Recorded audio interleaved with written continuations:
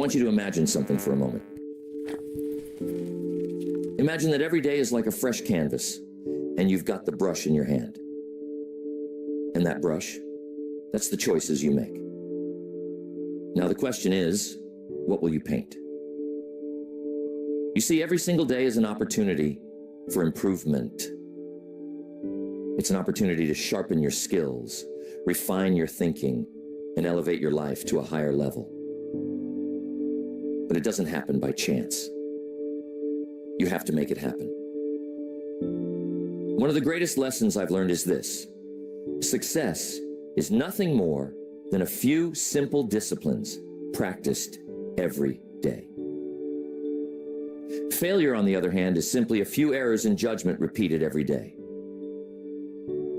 The difference between these two, failure and success, lies in the small things you choose to improve daily.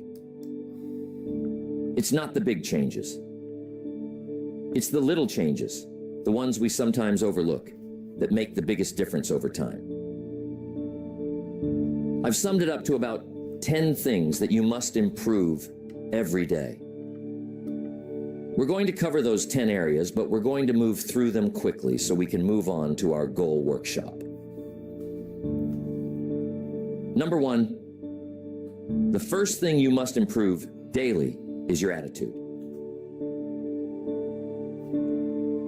How powerful your attitude is. Your attitude is the foundation on which your life is built. If you improve it just a little each day, you'll find that it changes everything about your day. Now, you might say, Jim, it's just an attitude. It's just how I feel. Well, I'm telling you, it's not just how you feel. It's how you see the world. It's how you approach problems, how you handle challenges, and how you relate to other people. And it goes both ways. Your attitude is like a magnet. It draws in opportunities, or it pushes them away. Think about this. Have you ever met someone who is always negative? Someone who complains about everything no matter how good life is. Now, how much success do you think they attract with that attitude? Probably not much. And that's because their negative attitude creates a barrier to opportunities. On the other hand, someone with a positive attitude attracts opportunities like a magnet. People want to be around them. They want to work with them. They want to help them. They want to see them succeed. So if you improve your attitude just a little every day, maybe you work on being a little more optimistic. Maybe you work on being a little more patient. You'll find that doors start to open that you never even knew were there. Now, here's something to think about. Your attitude doesn't change overnight. It's a slow and steady process. You improve it bit by bit, day by day. Maybe today you focus on being a little more grateful. Tomorrow you focus on being a little more resilient. The next day, you focus on finding solutions instead of dwelling on problems. Each day, you add a small brick to the foundation of a better attitude, and before you know it, you've built something strong and lasting. And I'm telling you, when your attitude improves, everything else starts to improve with it. Your relationships, your work, your health, everything. Next, you must work on your communication skills every day. This is a huge factor in how successful you become. Why? Because everything in life involves communication. Whether you're talking to a friend, making a business deal, or simply interacting with your family, communication is at the heart of it all. And the better you are at communicating, the better your relationships will be, the better your business will run, and the more influence you'll have in your community. Now, let me clarify something. Communication isn't just about talking. In fact, some of the best communicators don't talk that much at all. They listen. They listen carefully. They listen with empathy. They listen to understand, not just to respond. You see, good communication is a two-way street. It's about expressing your ideas clearly and understanding the ideas of others. And you can improve this every day. Maybe today, you work on being a better listener. Tomorrow, you practice getting your point across without being aggressive. The day after that, you work on finding the right words to express how you feel. Each day, you chip away at the rough edges of your communication style, and you become someone who people want to listen to. And here's the real power of it. When you communicate better, you influence more. You lead better. You inspire others to take action. Tell me, have you ever had a misunderstanding with someone because of poor communication? Maybe you thought they meant one thing, but they meant something completely different. And that little misunderstanding led to a big problem. Now imagine if you improved your communication just a little every day. How many of those misunderstandings could you avoid? How many conflicts could you resolve? How much more trust could you build in your relationships? It's worth thinking about, isn't it? Next, you must improve your self-discipline every day. It's crucial. You see, self-discipline is the bridge between your goals and your accomplishments. It's the ability to keep going when you don't feel like it. It's the ability to do what needs to be done, even when it's uncomfortable. And here's the truth. Without self-discipline, success is impossible. You might have the best goals in the world, the most brilliant ideas, and all the talent you could ask for. But if you don't have the discipline to follow through, none of that matters. Self-discipline is like a muscle. The more you work on it, the stronger it gets. And you can improve it a little every day. Maybe today you discipline yourself to wake up 15 minutes earlier. Tomorrow you discipline yourself to exercise even if you don't feel like it. The next day you discipline yourself to stay focused on your work without getting distracted. Each of these little acts of discipline may seem small, but when you add them up over time, they create massive results. Now here's something to think about. Self-discipline isn't just about willpower. It's about creating habits. You see, when you make something a habit, it no longer requires as much discipline. It becomes automatic. So part of improving your self-discipline is building habits that support your goals. For example, if you make it a habit to read 10 pages of a good book every day, you don't have to rely on willpower to learn and grow. The habit takes over, and your discipline becomes effortless. I once knew a young man who was incredibly talented. He had all the potential in the world, but he lacked discipline. He would start projects with great enthusiasm, but he would never finish them. He'd get distracted by the next shiny object, the next new idea, and leave the old one behind. As a result, he never made any real progress. One day I sat down with him and I told him, "You've got to work on your discipline. You've got to train yourself to stick with something until it's done. Even when it's hard, even when it's boring, even when you don't feel like it." And you know what? He took that advice to heart. He started small, just finishing one little project at a time. And over time, he developed the discipline to follow through on the big things. Today, he's incredibly successful, and he'll tell you that self-discipline was the key to it all. Another way to improve your mindset is to challenge your limiting beliefs. You see, many of us are held back not by external circumstances, but by the beliefs we hold about ourselves and the world. We think we can't do something because we've never done it before, or because someone told us we're not good enough. But those beliefs are just thoughts, and thoughts can be changed. So each day, work on replacing those limiting beliefs with empowering ones.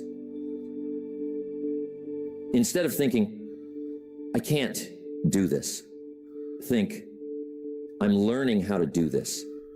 Instead of thinking, I'll never be successful, think, I'm on the path to success.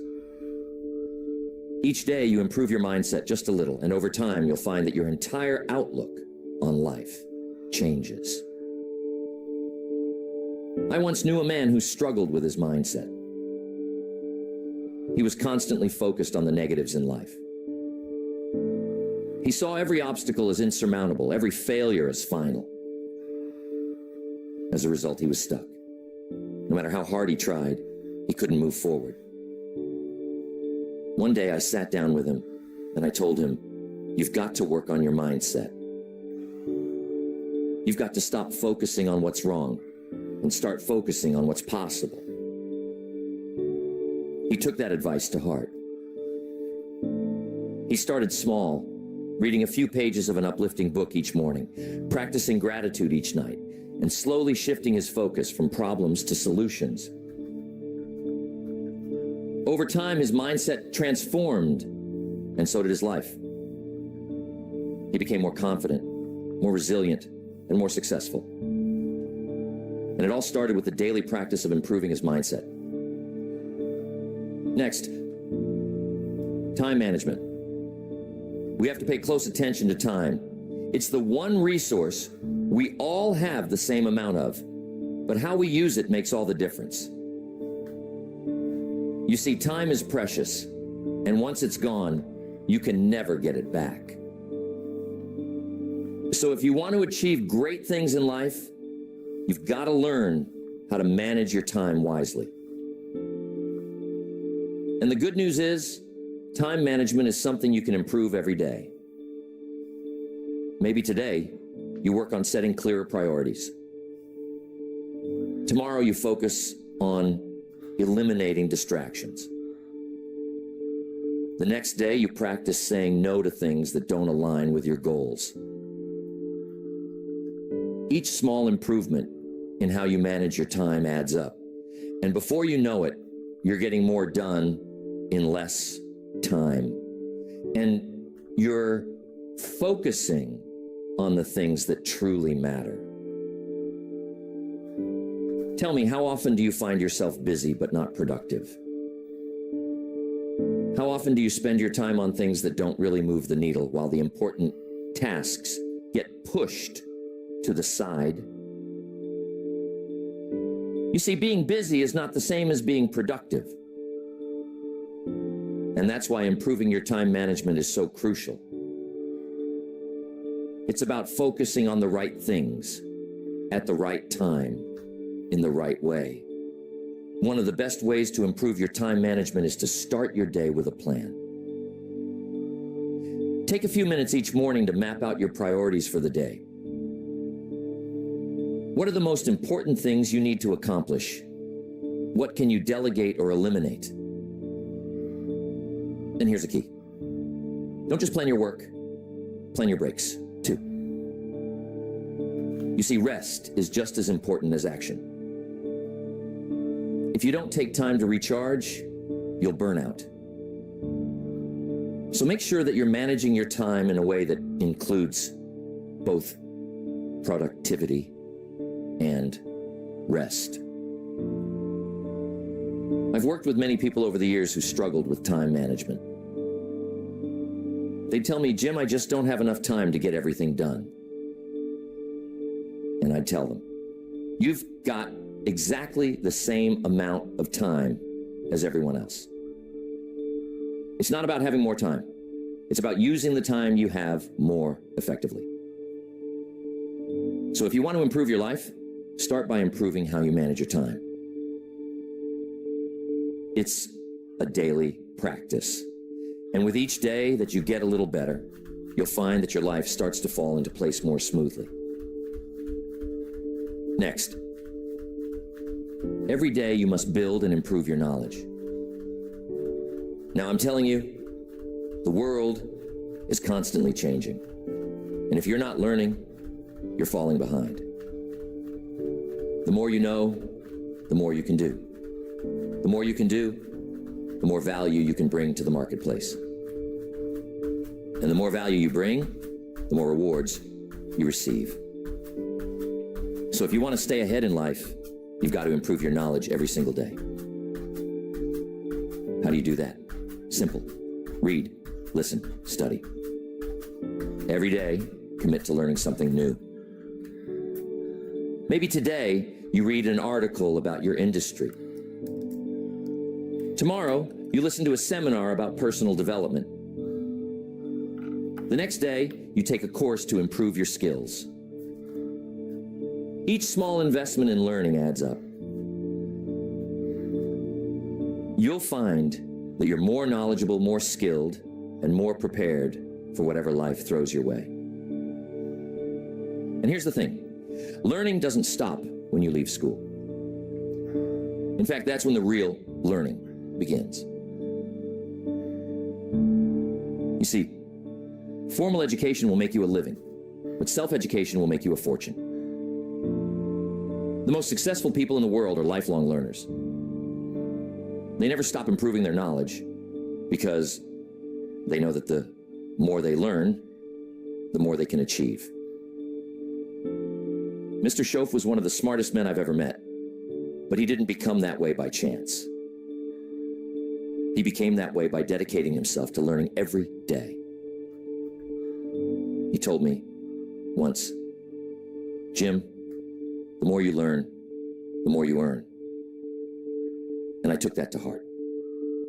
I started reading, listening to tapes, attending seminars, anything I could do to improve my knowledge. And you know what? Mr. Schoaf was right.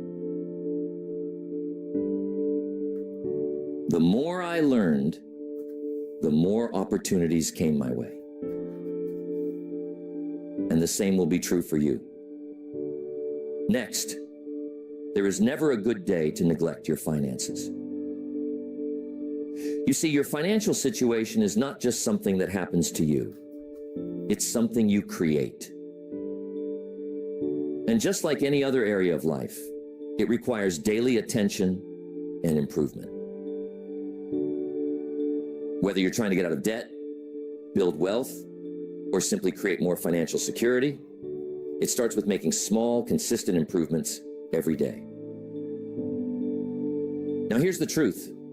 Most people don't really understand money. They know how to earn it, but they don't know how to manage it. And as a result, they find themselves constantly struggling, no matter how much they make. But here's the good news. You can improve your financial situation a little bit each day. Maybe today, you start by tracking your expenses so you know where your money is going. Tomorrow, you create a simple budget to make sure you're living within your means. The next day, you start setting aside a small percentage of your income for savings or investments. Each of these small steps adds up, and before you know it, you'll find that your finances are under control and growing. I'm telling you, it's not about how much money you make. It's about how much money you keep. You see, some people make a lot of money, but they spend it just as fast as they earn it. They live paycheck to paycheck, always on the edge of financial trouble. But others who make less are able to save, invest, and build wealth because they've learned the principles of financial management. And those principles can be learned by anyone. You don't have to be a financial expert to improve your finances. You just need to make small, smart decisions every day. One of the best pieces of financial advice I ever received was this: spend less than you earn and invest the rest. It sounds simple, but it's powerful. If you live by that principle every day, your financial future will be secure. But here's the key. It requires discipline. It requires the willingness to delay gratification. It requires you to say no to unnecessary expenses today so that you can say yes to financial freedom tomorrow. And that's something you can improve every day. Your ability to make smart financial decisions, to manage your money wisely, and to invest in your future. Tell me, have you ever looked at your bank statement and wondered, where did all my money go? That's a sign that it's time to start improving your financial habits. It's time to take control of your money instead of letting it control you. And it doesn't take huge changes, just small, consistent improvements. Next, personal development. Here's the key. Life is about growth. If you're not growing, you're standing still. And if you're standing still, you're falling behind. So every day, you've got to work on becoming a better version of yourself. It's not about perfection. It's about progress. It's about constantly improving who you are, how you think, and what you do. Personal development is a lifelong journey, and it's one that you can't afford to ignore. Maybe today you work on improving your self-awareness, understanding your strengths, your weaknesses, your habits, and your tendencies. Tomorrow you work on developing a new skill, something that will help you in your career or personal life. The next day you focus on improving your emotional intelligence, learning how to manage your emotions and relate better to others.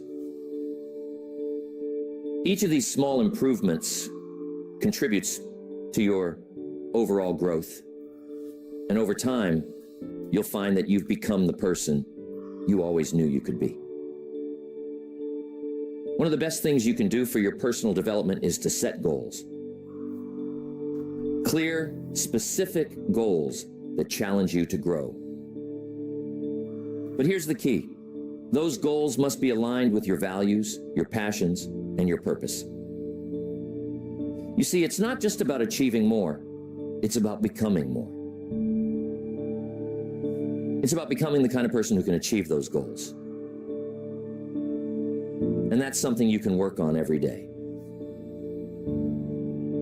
Maybe today you set a goal to read one chapter of a personal development book. Tomorrow you set a goal to practice a new habit for 10 minutes. The next day you set a goal to reflect on your progress and adjust your course as needed. Each of these small actions moves you forward on your journey of personal growth. Now, here's something important to understand. Personal development isn't just about learning new things. It's also about unlearning the things that no longer serve you. Sometimes, in order to grow, you've got to let go of old habits, old beliefs, and old ways of thinking that are holding you back. That's why personal development is an ongoing process. You're constantly learning, growing, and evolving. And the more you commit to that process, the more you'll find that your life improves in every area. One of the most powerful lessons I've learned about personal development is this: you attract what you become. If you want to attract success, you must become successful in your habits, in your thinking, and in your actions. If you want to attract great relationships, you must become the kind of person who is worthy of great relationships. If you want to attract abundance, you must develop an abundant mindset. And that's something you can work on every day. You can become more disciplined, more focused, more positive, and more successful by improving yourself just a little each day. Next, your purpose. This one is so important. You see, purpose gives your life direction. It's the reason you get up in the morning, the thing that drives you to keep going even when things get tough. And here's the key. You've got to work on your purpose every day. You got to constantly refine it, deepen it, and live it out in everything you do. Now, some people will say, Jim, I don't know what my purpose is. And that's okay. You see, purpose isn't something you find all at once. It's something you discover and develop over time. And you can improve it a little every day. Maybe today you spend some time reflecting on what's truly important to you. Tomorrow you take a small step in the direction of your dreams. The next day, you align your actions with your values. Each day you make progress toward living a life of purpose. And before you know it, you'll find that your purpose becomes clearer, stronger, and more fulfilling. Here's the thing. When you live with purpose, everything else falls into place. Your work becomes more meaningful. Your relationships become deeper. Your challenges become opportunities for growth. Purpose is the foundation on which a fulfilling life is built, and it's something you can work on every day. I once met a man who had everything, money, success, fame, but he was deeply unhappy. He couldn't figure out why. One day we had a conversation, and I asked him, what's your purpose? What's the reason you're doing all of this? He couldn't answer. He had spent so much time chasing success that he had lost sight of why he wanted it in the first place. I told him, you've got to find your purpose, and you've got to live it every day. He took that advice to heart. He started focusing on what truly mattered to him, helping others, making a difference, living a life of significance. And you know what? His entire life changed. He found happiness, fulfillment, and a sense of peace that he had never experienced before. And it all started with the daily practice of living with purpose. Next, one of the most important things to work on every day is being grateful. Gratefulness is one of the most powerful emotions you can cultivate, and it has the ability to transform your life in ways you can't even imagine. You see, when you focus on what you're grateful for, you shift your attention away from what's missing in your life and toward what's already good. And when you do that, you attract more good into your life. Being grateful is something you can practice every day, and it doesn't take much. Maybe today you take a moment to appreciate the people in your life who support you. Tomorrow you focus on the small blessings you often take for granted. Your health, your home, your job. The next day you show a little gratitude for the challenges that have helped you grow. When you're grateful, your mindset shifts from scarcity to abundance. And over time, you'll find that your entire outlook on life changes. Tell me, have you ever had a bad day where everything seemed to go wrong? We've all been there. But here's the secret. Even on those days, there's something to be grateful for. Maybe it's the lesson you learned from a mistake. Maybe it's the strength you gain from overcoming a challenge. When you focus on being grateful, even the tough times become valuable, and that's the real power of it. Gratefulness is one of those things that multiplies the more you practice it. The more you focus on what you're grateful for, the more you'll find to be grateful for. It's like a snowball rolling down a hill. It gets bigger and bigger with each day that you practice it. And here's the best part. When you live being grateful, you attract more of the things you're grateful for. You create a positive cycle of abundance, joy, and fulfillment that grows stronger with each passing day. Now, being grateful isn't just about feeling good. It's also about taking action. You see, when you're truly grateful for something, you want to give back. You want to contribute, to help others, to make a difference. And that's another reason why being grateful is so powerful. It not only improves your own life, but it also inspires you to improve the lives of others. When you make gratefulness a daily practice, it begins to change not just your perspective, but also your behavior. Being grateful has a way of softening us, of making us more generous, more patient, more compassionate.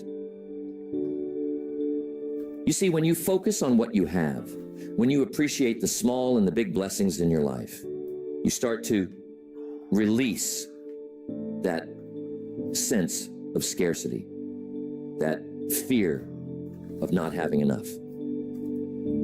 And that's powerful. Because when you stop living in fear, you start living in abundance. And I'm telling you, living in abundance is one of the greatest shifts you can make in your life. Gratefulness is like a muscle. You've got to work on it daily for it to grow strong. Every day, take a moment to reflect on what you're grateful for. And it doesn't have to be big things. Maybe today, you're grateful for the sunshine. Tomorrow, you're grateful for the fact that you have food on your table. The next day, you're grateful for the lessons you've learned through hardship. Whatever it is, find something, even if it's small. You see, the key isn't the size of the thing you're grateful for. The key is the act of being grateful itself. Now, I'm telling you, being grateful doesn't mean ignoring problems. It doesn't mean pretending everything is perfect when it's not. Life has its challenges. But when you practice being grateful, you develop the resilience to face those challenges without being overwhelmed by them. You learn to say, yes, this is hard, but I'm still grateful for the strength to get through it.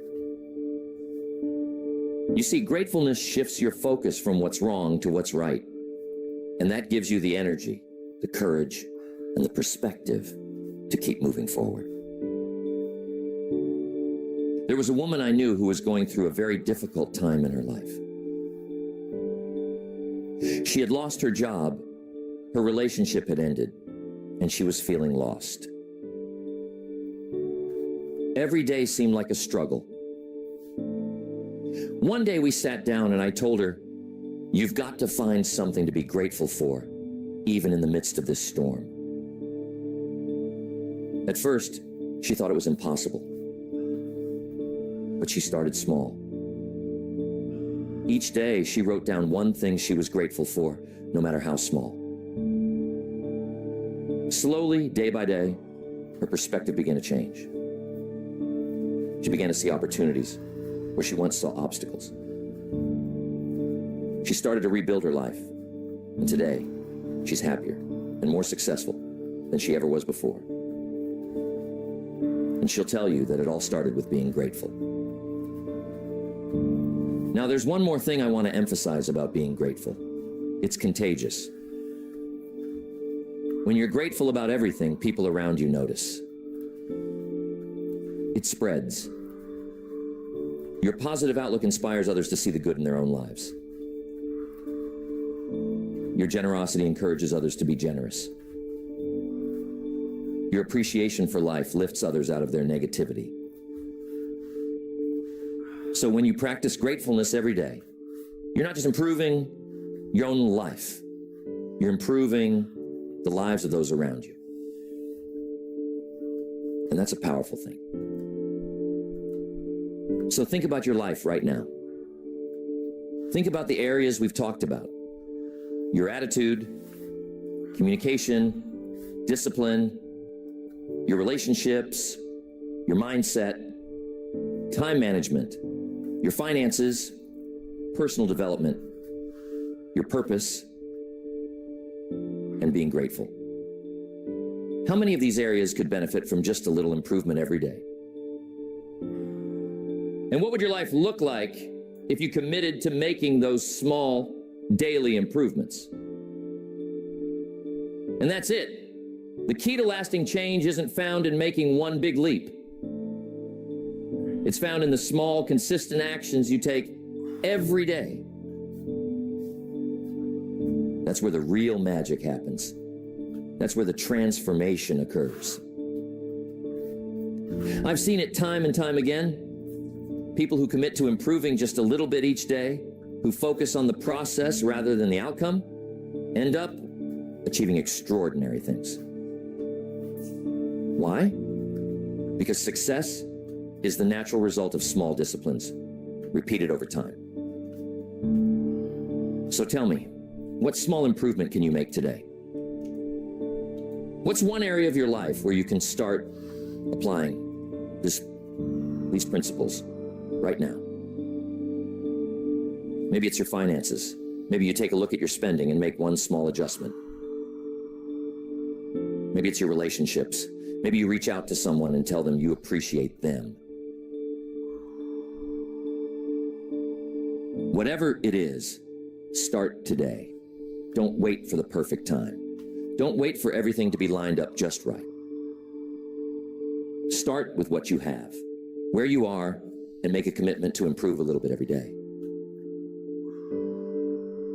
So, I want to know, what's one small thing you can do today to start building that discipline?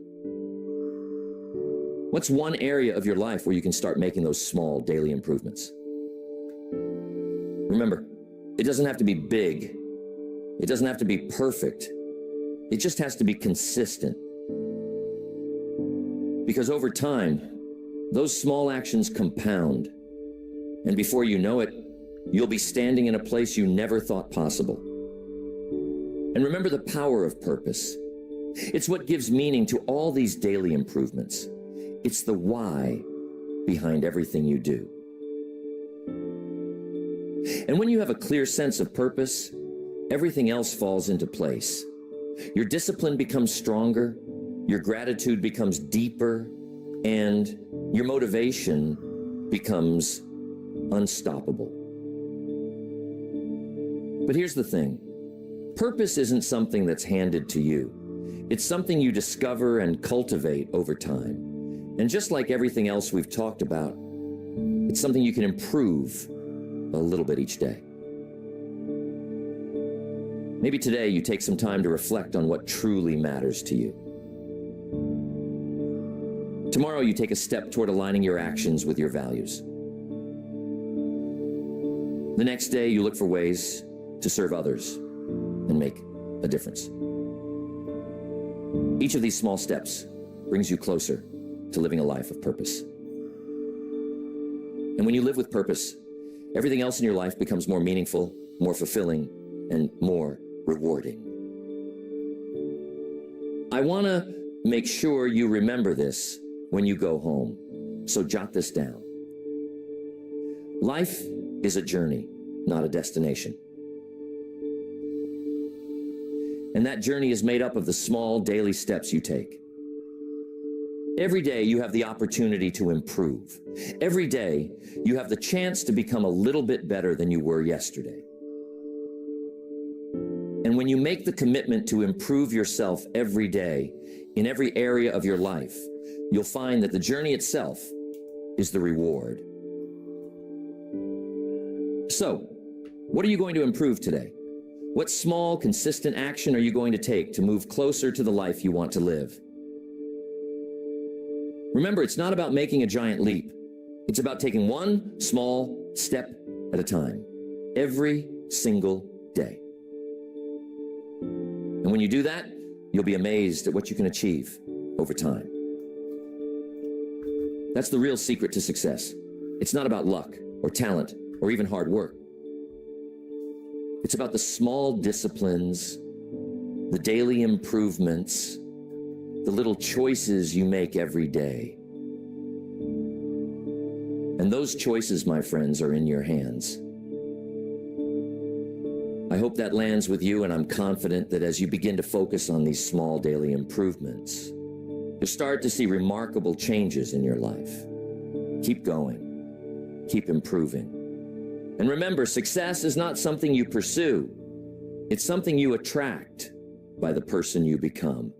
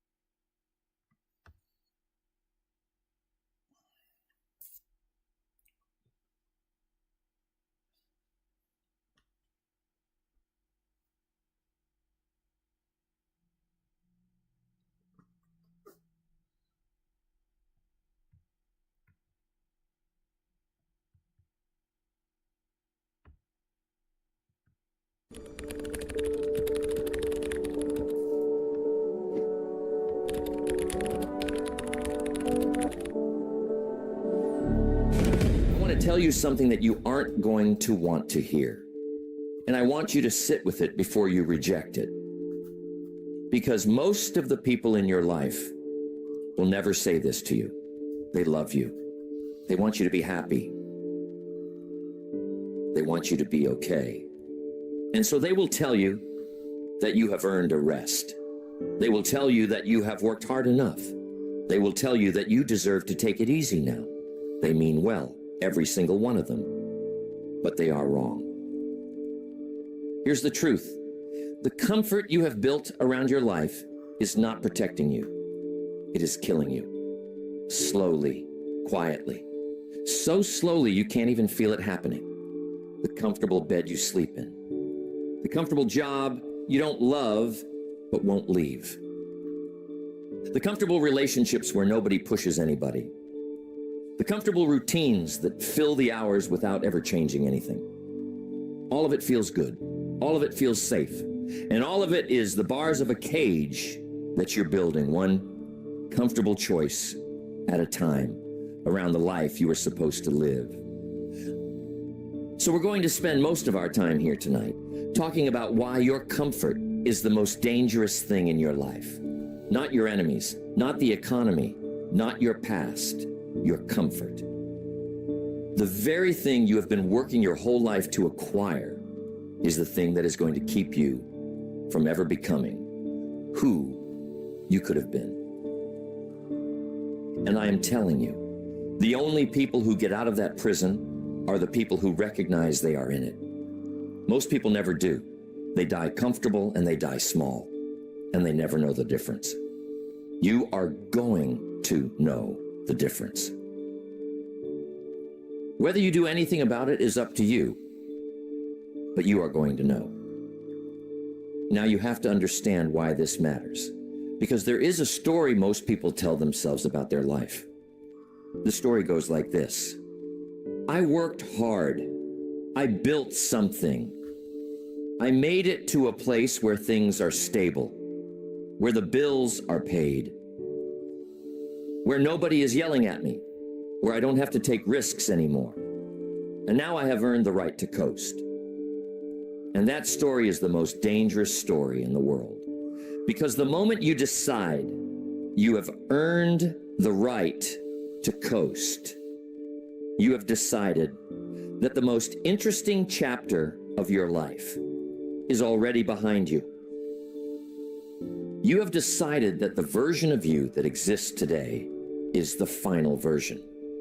You have decided to stop becoming. You see, the human being was not built to stop becoming. It was built to grow until the day it dies. Every part of you, your mind, your body, your character, your capacity, is designed to keep developing as long as you keep putting pressure on it. The moment you take the pressure off, every part of you starts to atrophy. The mind goes dull. The body softens. The character calcifies. The capacity shrinks. And you don't notice it because the decline is gradual and the comfort is constant. I have seen it 100 times. The 40-year-old who has built a comfortable life and can't understand why he feels dead inside. The 50-year-old who has the house and the marriage and the career and feels nothing about any of it. The 60-year-old who looks back and realizes the last 20 years were a single, indistinguishable blur. They all built the comfort they were taught to build. And the comfort gave them exactly what comfort always gives: a pleasant, slow, invisible death. Ask yourself this: when was the last time you did something that scared you? When was the last time you took on something you weren't sure you could finish? When was the last time you put yourself in a situation where you could fail in front of other people? If you can't remember, that is the answer. That is the prison. The prison is the place where nothing happens that you didn't already expect.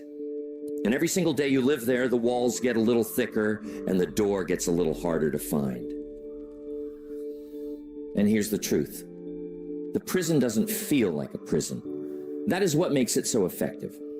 The prison feels like rest. It feels like reward. It feels like the thing you worked for.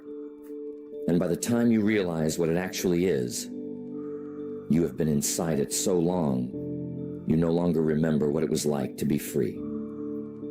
Now let me show you the first thing comfort does. It takes your edge. That sharp thing you used to have, the hunger, the intensity, the focus that made you who you are, comfort eats it, slowly, day by day. Until one morning you wake up and you realize you aren't the person you used to be. You are softer. You are slower. You care less. You can feel it, but you can't name it. And so you tell yourself you are just maturing. You are just being reasonable. You are just settling into who you really are. But you are not. You are losing the edge. And the edge is the thing that built everything you have. The edge is the reason you took the risks that worked out. The edge is the reason you outworked people more talented than you. The edge is the reason you got promoted, got the deal, got the relationship, got the respect. Every good thing in your life was built by a sharper version of you. And the comfortable version of you that is enjoying it isn't capable of building anything else. You see, the edge doesn't come for free. The edge is a function of pressure, of need, of skin in the game. When you have something to prove, the edge is automatic. When you have something to lose, the edge sharpens itself.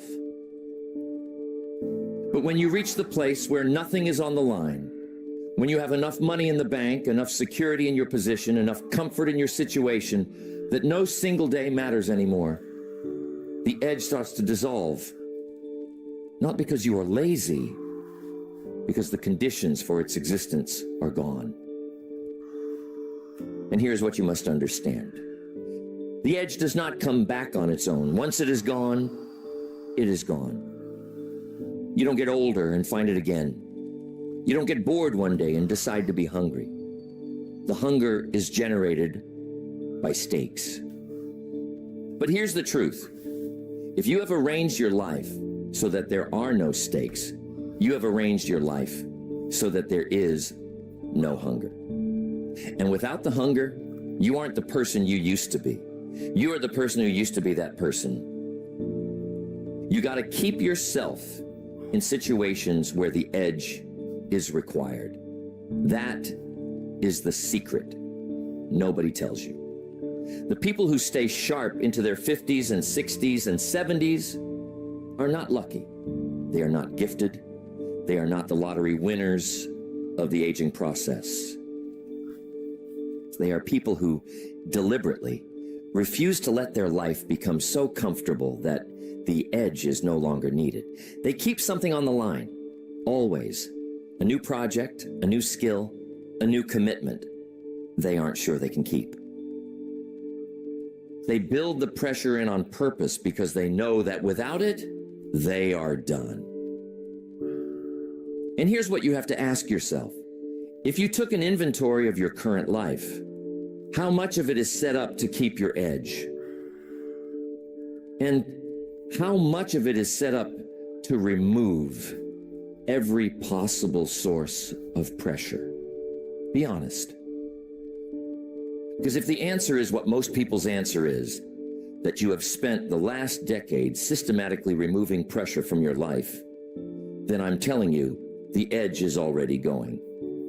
And you are going to have to put pressure back in on purpose, or it is going to keep going until there is nothing left. Here is the second thing comfort does. And this one is harder to see because it disguises itself as contentment. Comfort kills your interest in your own life. The fire that used to make you want to wake up in the morning. The curiosity, the engagement, the sense that something was at stake today. It gets put out.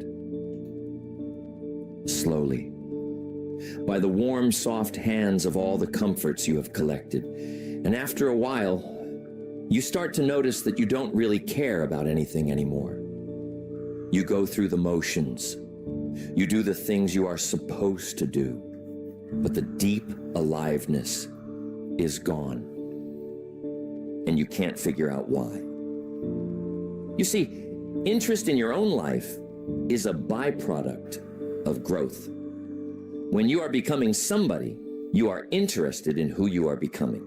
When you are building something, you are interested in what you are building. When you are reaching for something, you are interested in whether you are getting closer. The interest comes from the trajectory. And the moment you stop having a trajectory, the moment you settle into a steady state of nothing much changing, the interest dies. Because there's nothing to be interested in. Most people who say they are bored with their lives aren't actually bored. They are dead inside. They have stopped growing, stopped reaching, stopped becoming. And in the absence of any forward motion, they are looking at their own life like a person looks at a movie they have already seen. They know how it ends. They know what every character is going to do. There are no surprises left. And so they feel nothing, and they can't understand why. And they go looking for something, a new relationship, a new hobby, a new house, to make them feel alive again. But none of it works. Because the deadness isn't coming from the outside. The deadness is coming from the absence of a real direction. And here's what I want you to really hear. The cure for the deadness is not more comfort. It is the opposite. You must set yourself a target you don't know how to hit. You got to start something you don't know how to finish. Put yourself in a situation where the outcome is genuinely in doubt. Because the moment you put real stakes back into your life, the interest comes back instantly. The mind wakes up. the body wakes up. The morning becomes interesting again because something is happening that hasn't been settled yet. I am telling you, this is why so many retired people get sick 6 months after they retire. Because the moment the pressure of the work disappeared, the interest in their own life disappeared with it. And the body, sensing that there is no longer any reason to be sharp, starts to wind down. They weren't sick because they were old. They were sick because they had nothing left to be sharp for. And the same thing happens to people decades earlier who retire from their own ambition in the middle of their working life and then wonder why they feel so flat. The body knows. The body always knows. Here's the third thing comfort does. And this one is going to hit harder than the first two. Comfort kills your relationships. It takes the people you love and turns them into furniture. It takes the partnerships that used to be alive and turns them into routines. And by the time you notice what has happened, you can't remember when the last real conversation took place, when the last real adventure happened, when you last looked at the person across the table and felt anything other than familiarity. You see, a relationship, any relationship, is a living thing. It needs friction. It needs novelty. It needs the partners to keep changing, keep growing, keep bringing each other new versions of themselves to meet. When two people are growing, the relationship is interesting. When two people have stopped growing, the relationship is a duty. You must keep growing for the relationship to stay alive. And no matter how good two people are to each other, no matter how much love is there in principle, the relationship can't survive being a duty forever. I once knew a couple. They had been married for 25 years. They had built a comfortable life together. The kids were grown. The house was paid for. The careers were stable. By every external measure, they had done everything right. And one night, the husband sat me down and told me he was thinking of leaving. Not because anything was wrong. Not because there was somebody else.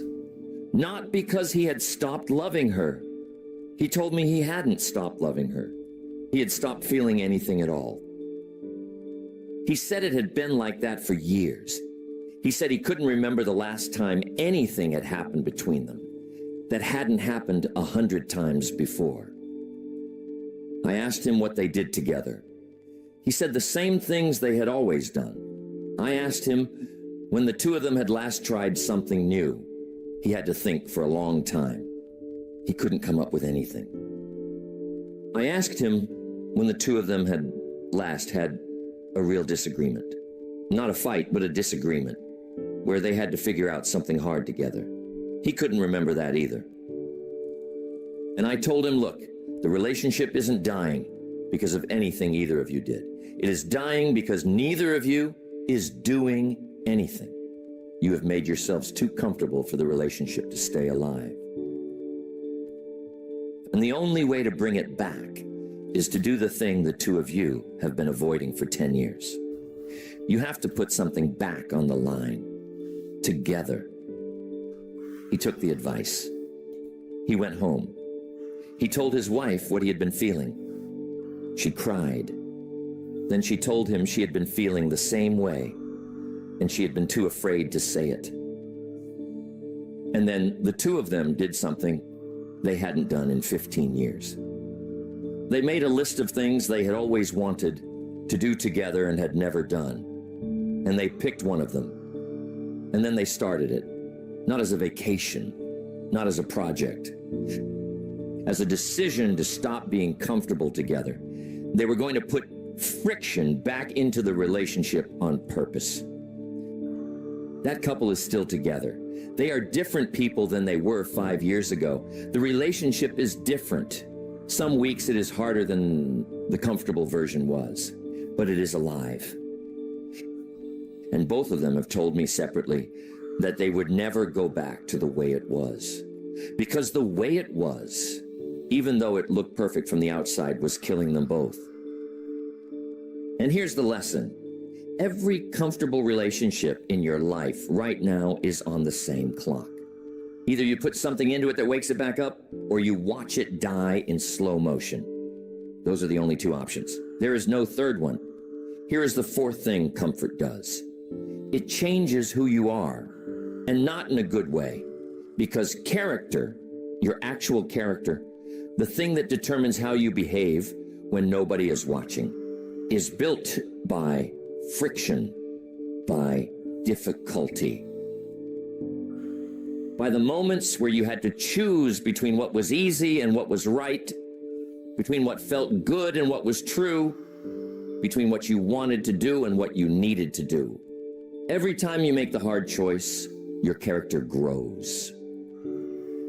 Every time you avoid the hard choice, your character shrinks. And a comfortable life is a life that has been deliberately engineered to remove the hard choices. You see, the comfortable person isn't necessarily a bad person. They are usually a perfectly nice person. They mean well. They want good things for the people around them.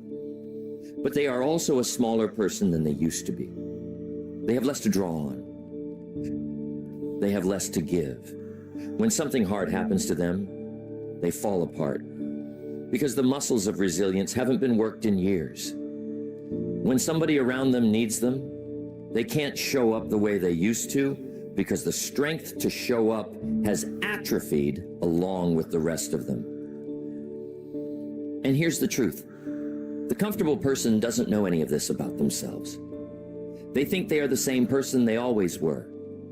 They think their character is fixed. They don't realize that character isn't something you have. It is something you are constantly either building or losing. And in the absence of the conditions that build it, you are losing it every single day. You can see this in people who have lived too comfortably for too long. They get easily offended. They can't handle disappointment. They can't be honest with people they love because honesty creates discomfort. They can't be told no because nobody has told them no in years. They have become fragile. And the fragility isn't their fault, in a sense. It is just what happens when you remove all the pressure from a human being. But it is also a tragedy because the original version of that person, the one that existed before the comfort softened them, was capable of so much more. And here is what you must understand. The character you have today is being shaped right now by the conditions you live in. If your conditions are easy, your character is being softened. If your conditions have any real difficulty in them, your character is being strengthened. There is no neutral ground. There is no maintaining. Listen, you are either in conditions that build you or you are in conditions that erode you. And most people have spent decades arranging their lives to make sure that the conditions never put any pressure on them at all. And then they wonder why they have become a person they barely recognize. The conditions made them that way. The conditions you chose.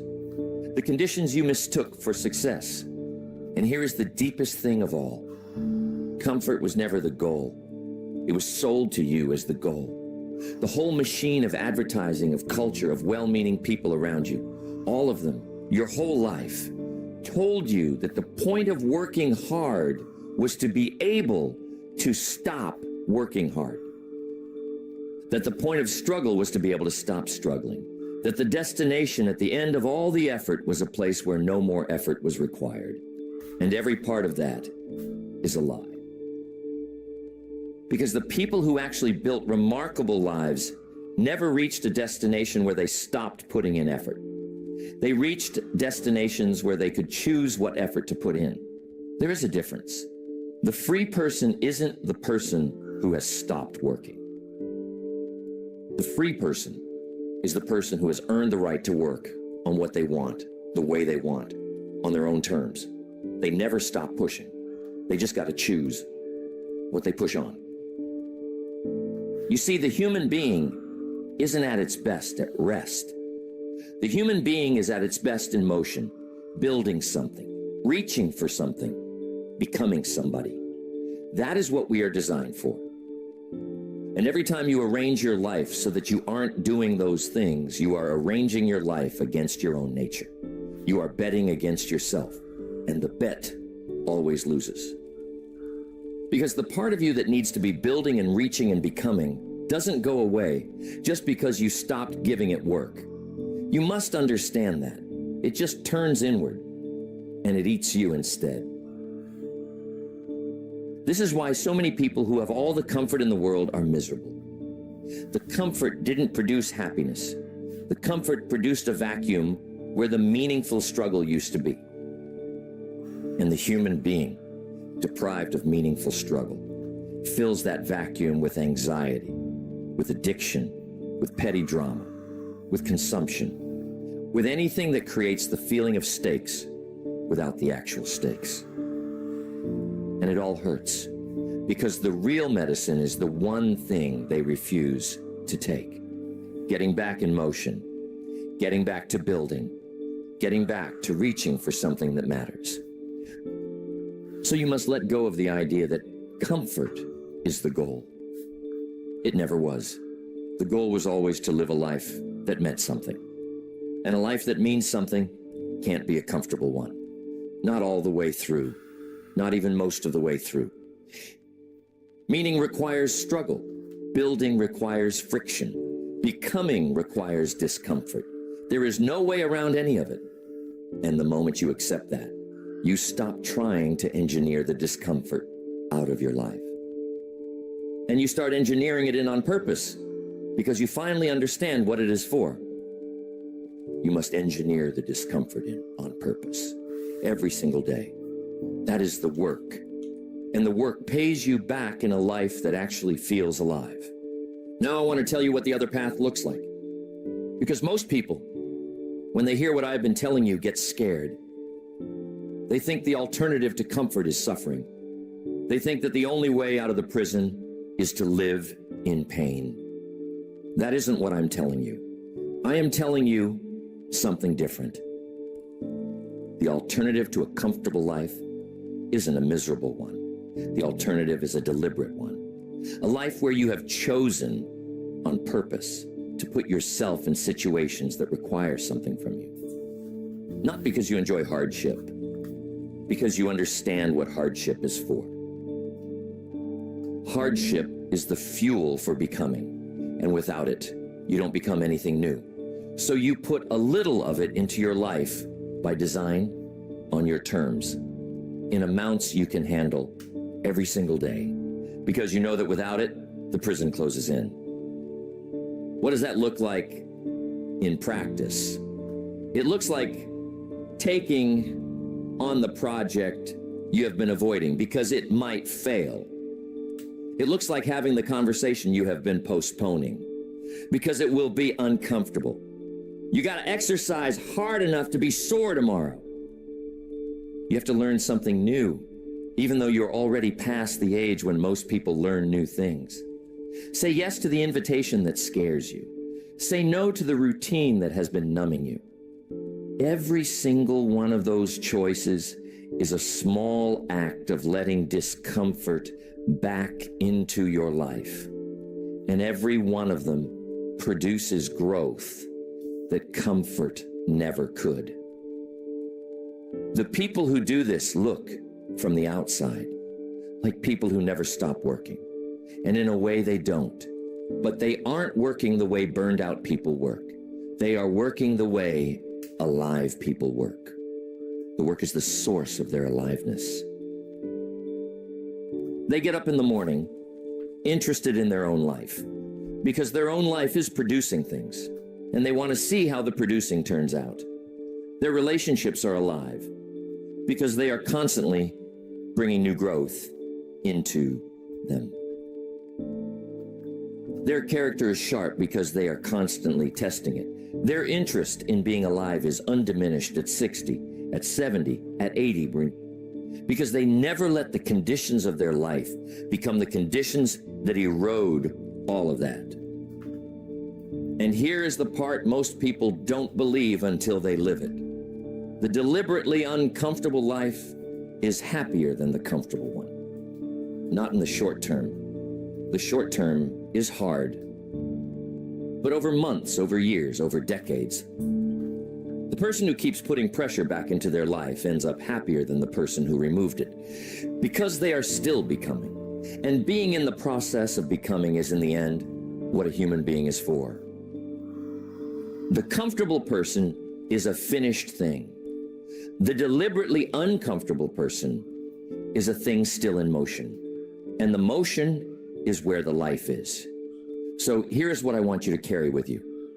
You have a choice to make, and it is the same choice every single day.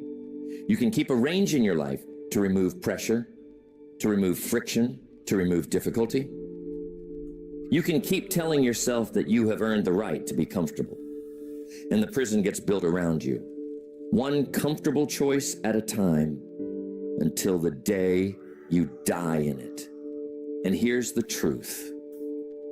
Most people choose this without ever knowing they chose it.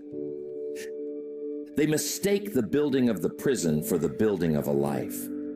You must not make that mistake. You only have one life. It is happening right now. And every day you spend choosing comfort over becoming is a day you'll never get back. Or you can decide today to stop. Look at your life and find the places where comfort has been eating you alive. The work you have been coasting in, the relationship you have been phoning in, the body you have been letting go, the character you have been letting soften. And you must deliberately put pressure back into one of those places. Just one, just to start. Then do it again next week in another area, and then again, until you are no longer a comfortable person, until you are a person who is by choice in motion, by choice in friction, by choice still becoming. And I am telling you, the person you become through that choice is the person you were supposed to be the whole time. The version of you that is buried under the comfort. The version of you that knows at some deep level that this isn't what you were built for. That version is still in there. The comfort hasn't killed it, only buried it. And every act of deliberate discomfort is an act of digging that person back out. Your comfort is becoming your prison. But it is not a prison you have to stay in. The door has been there the whole time. You just have to be willing to walk through something on the other side of it that is harder than what you have grown used to. Walk through it anyway, because what is on the other side is not pain. It is your life, the one you were supposed to live, the one that has been waiting for you to choose it every single day until you finally do.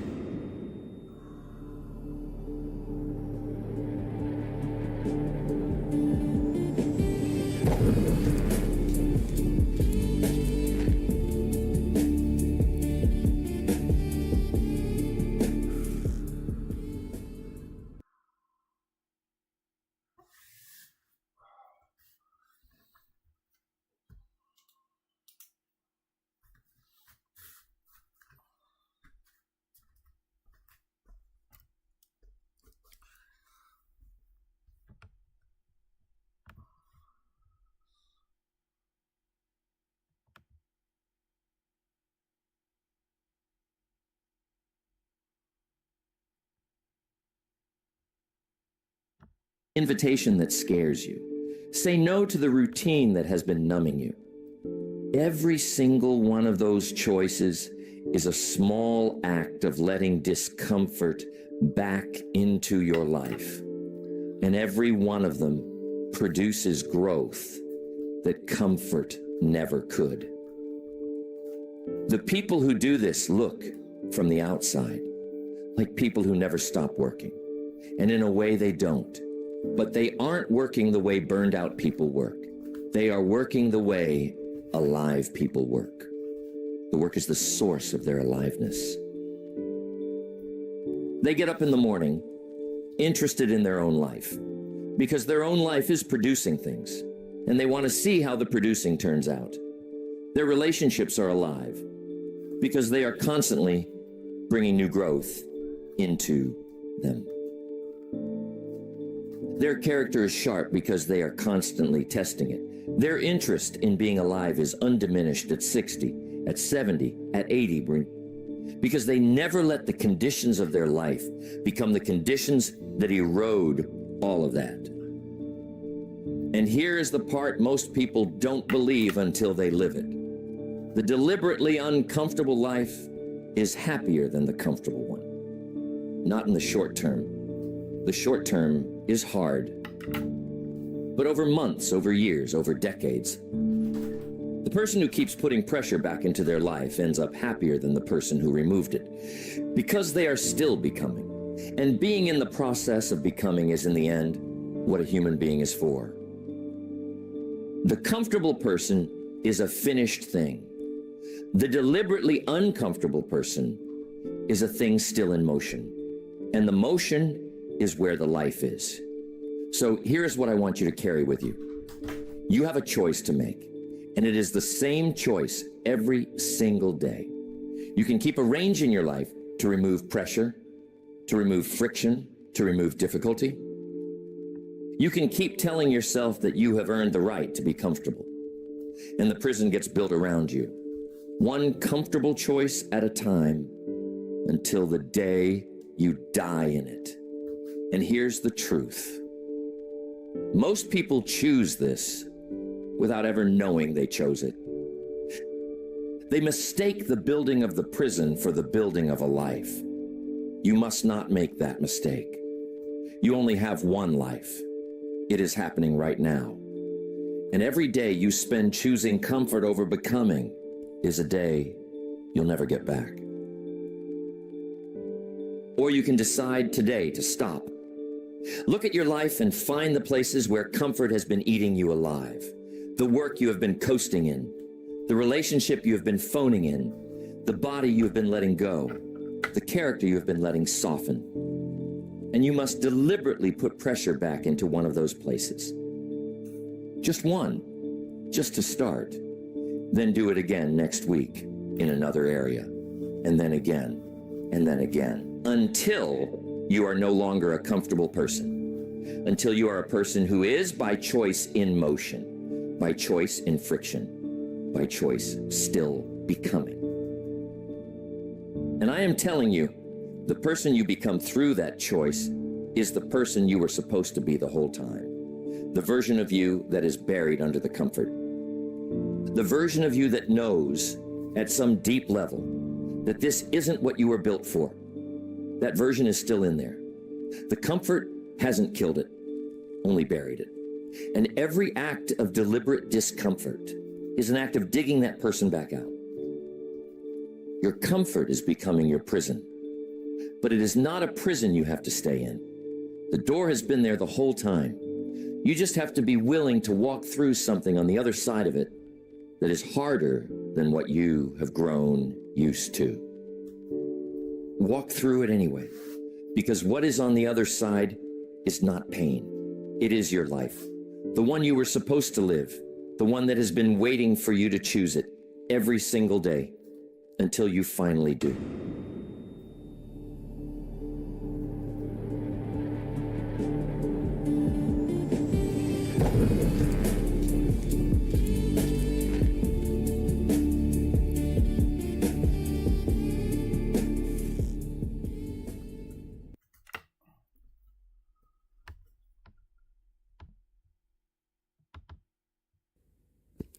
I begin each day with discipline, clear purpose, integrity, and gratitude.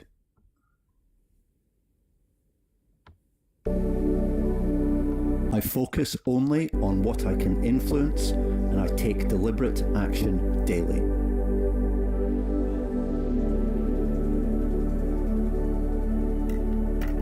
I reflect, journal, and learn from each day so I improve tomorrow.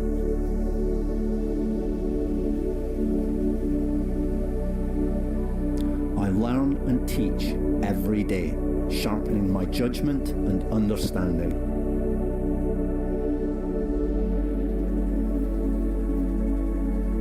I show up intentionally as a husband, a father, a son, and a brother.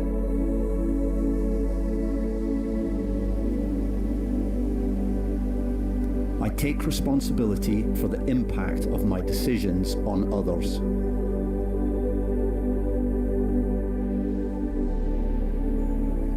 I train my body daily with discipline and respect for long-term health.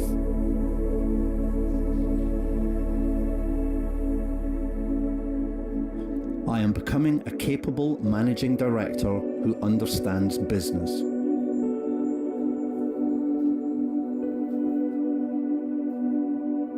I am building long-term financial stability through competence and integrity.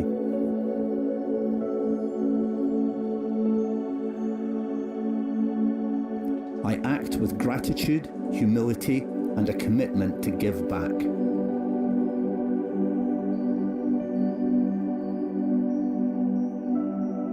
I am becoming someone who does high-intensity interval training every single week.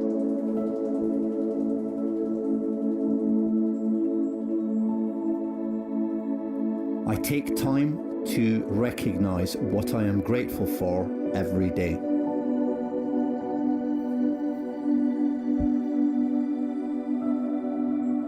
I visualize success every day so I know what I'm moving towards.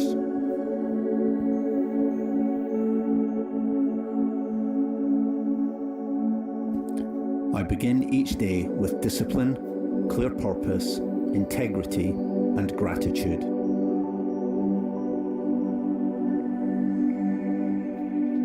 I focus only on what I can influence, and I take deliberate action daily.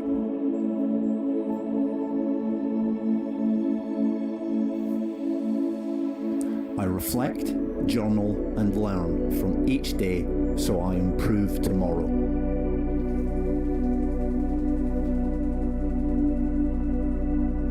I learn and teach every day, sharpening my judgment and understanding.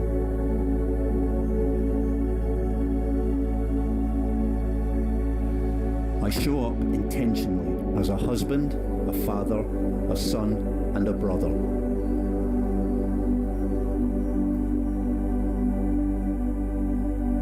I take responsibility for the impact of my decisions on others.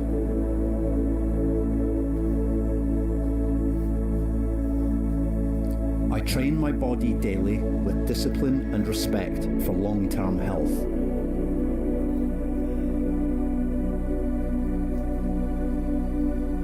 I am becoming a capable managing director who understands business.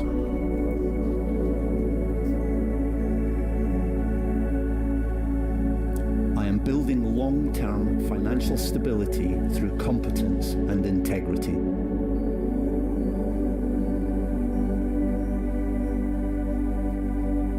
I act with gratitude, humility, and a commitment to give back.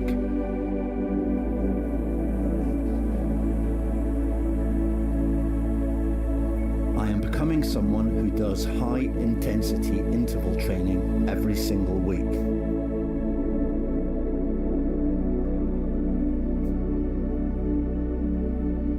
I take time to recognize what I am grateful for every day.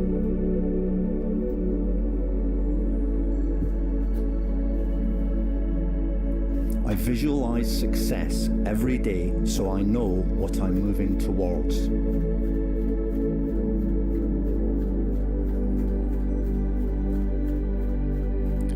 I begin each day with discipline, clear purpose, integrity, and gratitude.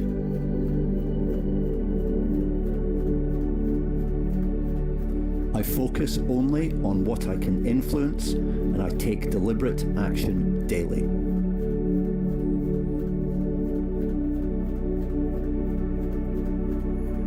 I reflect, journal, and learn from each day so I improve tomorrow.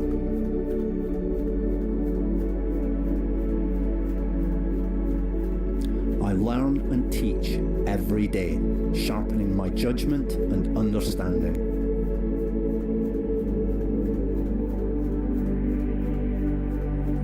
I show up intentionally as a husband, a father, a son, and a brother.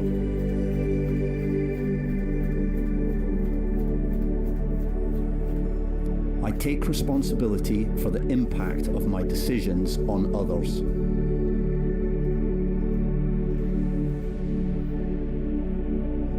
I train my body daily with discipline and respect for long-term health.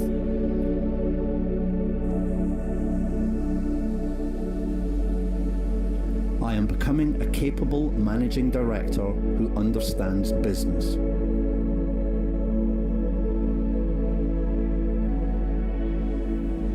I am building long-term financial stability through competence and integrity.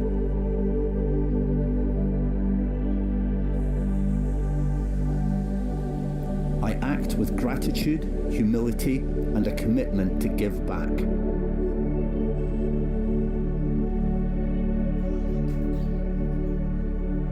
I am becoming someone who does high-intensity interval training every single week.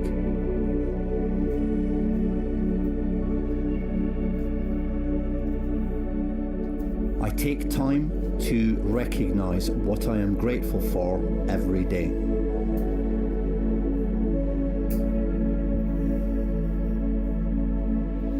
I visualize success every day so I know what I'm moving towards.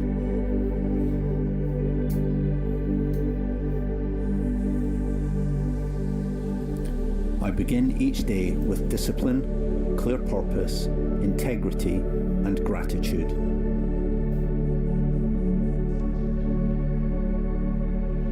I focus only on what I can influence, and I take deliberate action daily.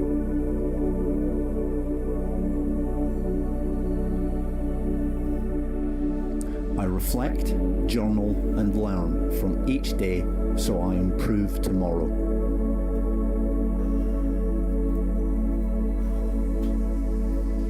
I learn and teach every day, sharpening my judgment and understanding.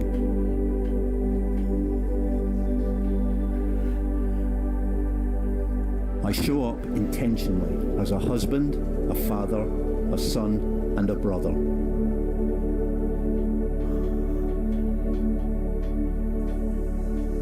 I take responsibility for the impact of my decisions on others.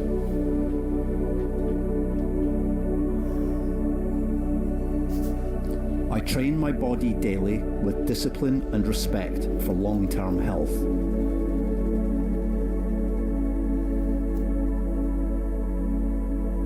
I am becoming a capable managing director who understands business.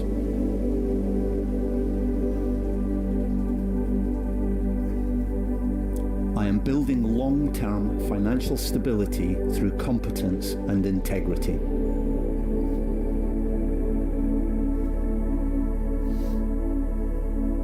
I act with gratitude, humility, and a commitment to give back.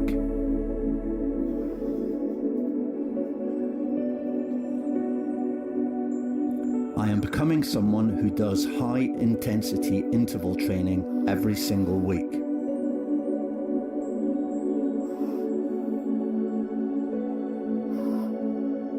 I take time to recognize what I am grateful for every day.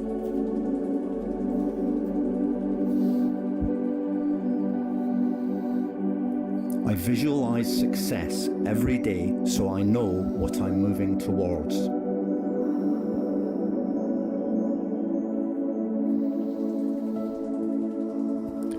I begin each day with discipline, clear purpose, integrity, and gratitude.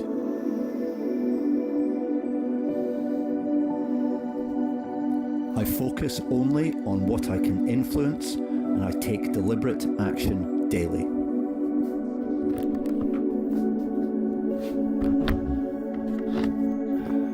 I reflect, journal, and learn from each day so I improve tomorrow.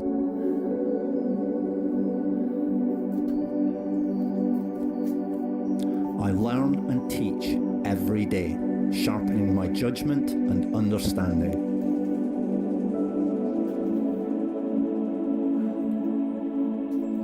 I show up intentionally as a husband, a father, a son, and a brother.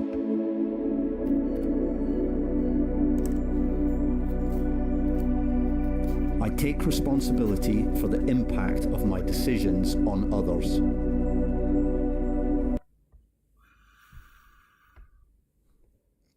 I train my body.